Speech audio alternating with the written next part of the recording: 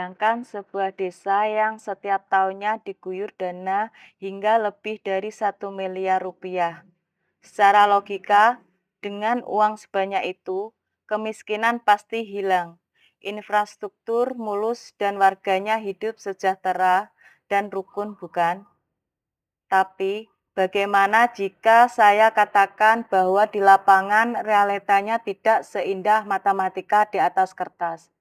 Sejak Undang-Undang Desa disahkan pada tahun 2014, triliunan rupiah dana desa telah disalurkan. Namun anehnya, saya menemukan sebuah desa yang secara ekonomi sangat kaya, tapi warganya justru makin individualis dan kepedulian lingkungannya hancur.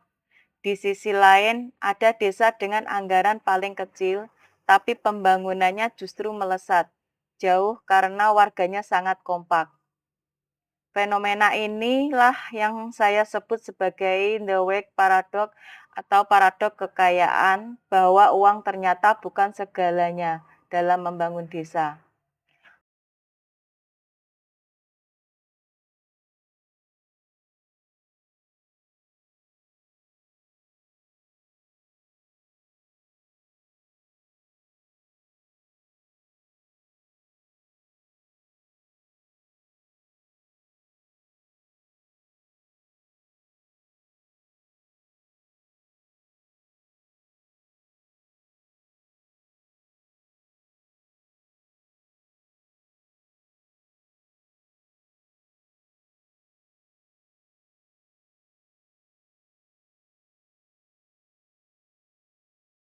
Halo, perkenalkan saya Ida Mukhlisina. Selama 10 tahun terakhir, mulai 2016 sampai 2025, jalanan berdebu dan balai desa di Kecamatan Sukomoro, Kabupaten Nganjuk adalah ruang kerja sekaligus kampus kehidupan saya sebagai seorang pendamping desa.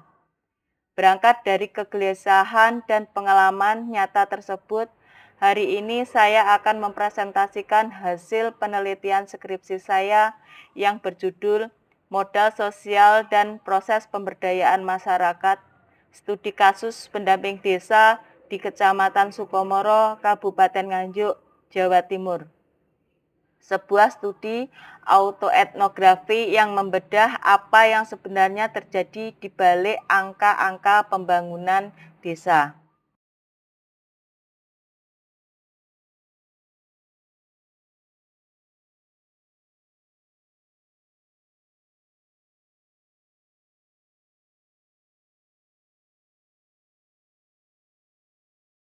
Dalam dunia akademik, teka-teki pembangunan ini sebenarnya bisa dijawab melalui teori modal sosial. Tokoh seperti Robert Putnam dan James Coleman menjelaskan bahwa pembangunan tak hanya butuh modal ekonomi atau uang, tapi butuh jaringan sosial, rasa saling percaya, dan gotong royong. Mari kita bedah hal ini melalui kisah desa pertama yang saya dampingi, yaitu Desa Sumengko. Ini adalah desa raksasa yang PAD tembus 1,1 miliar per tahun berkat industri ekspor shuttlecock bulu tangkis. Kalau pakai kacamata ekonomi, mereka sukses besar. Namun, di lapangan saya melihat ironi secara teori. Francis Fukuyama mengatakan bahwa terus atau kepercayaan adalah pelumas roda ekonomi dan sosial. Di Sumengko karena fokus warganya hanya pada produk dan keuntungan individu, tingkat kepercayaan sosial justru merosot. Berdasarkan data evaluasi saya, indeks ketahanan sosial dan lingkungan mereka anjlok. Limbah bulu ayam di mana-mana dan partisipasi warga di musyawarah desa sangat rendah. Uang melimpah ternyata memicu fragmentasi sosial jika tidak ada bonding sosial kapital atau ikatan kebersamaan yang kuat. Lalu kita beralih ke Desa Putren. Warganya mayoritas petani bawang merah.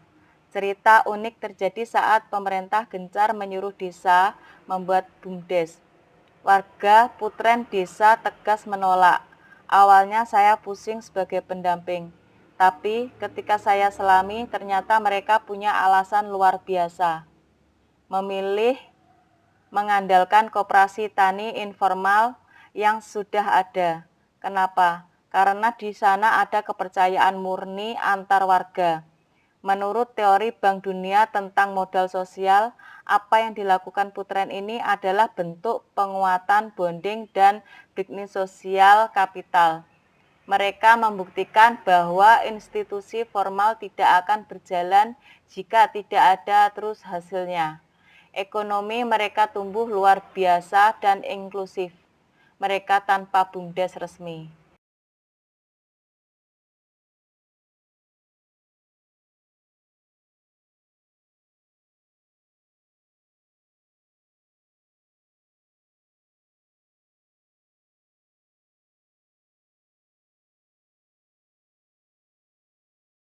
Kisah paling epik ada di Desa Blitaran. Ini desa dengan anggaran paling kecil, tapi tebak siapa indeks pembangunannya paling tinggi. Blitaran. Rahasianya adalah transparansi yang radikal. Kadesnya memampang seluruh rincian anggaran di baliho raksasa. Ketika warga melihat tidak ada yang ditutupi, tingkat kepercayaan mereka meroket. Mengutip kolmen kepercayaan menurunkan biaya transaksi sosial. Karena warga percaya pada kadesnya, kalau diajak kerja bakti, mereka langsung turun. Anak-anak muda diberi ruang mengelola ekonomi desa. Keterbatasan dana justru ditutupi dengan surplus gotong royong. Lalu, di mana peran saya sebagai pendamping desa di tengah semua dinamika ini? Dulu saya pikir datang dengan SK dari kementerian dan teori dari bangku kuliah sudah cukup bikin warga nurut. Tapi saya salah besar. Di masa inisiasi saya sering tidak dihiraukan di forum resmi. Dari sana saya belajar pendekatan seni ngomong. Otoritas pendamping itu tidak diberikan, tapi harus direbut lewat hati. Saya mulai ngopi di warung, duduk di gubuk sawah, mendengarkan curhatan warga soal irigasi. Legitimasi saya baru terbangun saat saya bisa bantu mencairkan dana desa yang mandek, bukan lewat presentasi PPT yang canggih. Dan ujian tertinggi kami adalah pandemi COVID-19. Saat itulah teori modal sosial benar-benar diuji di lapangan. Di masa krisis itu, desa yang bertahan bukanlah desa yang saldo banknya paling banyak, melainkan desa yang jaring pengamannya paling kuat. Warga yang membagikan hasil panennya untuk tetangga yang isoman. Pemuda yang memediasi konflik bantuan langsung tunai atau BLT dengan data terbuka. Modal sosial lah yang menyelamatkan desa dari kehancuran. Perjalanan satu dekade ini merangkum sebuah kesimpulan besar dari skripsi saya. Pembangunan fisik dan guyuran uang tidak akan pernah berkelanjutan tanpa adanya pembangunan modal sosial. Jalan aspal bisa berlubang, uang bisa habis, tapi kepercayaan terus. Jejaring sosial dan norma gotong royong adalah aset abadi sebuah desa. Teori-teori dari Putnam, Fukuyama, dan Coleman bukanlah sekedar teks di buku tebal. Mereka hidup dan bernapas di warung kopi Sumengko, di ladang bawang Putren, dan di balai desa Blitaran. Dan sebagai seorang pendamping desa, pelajaran terbesar saya adalah tentang keikhlasan keberhasilan tertinggi sebuah pemberdayaan.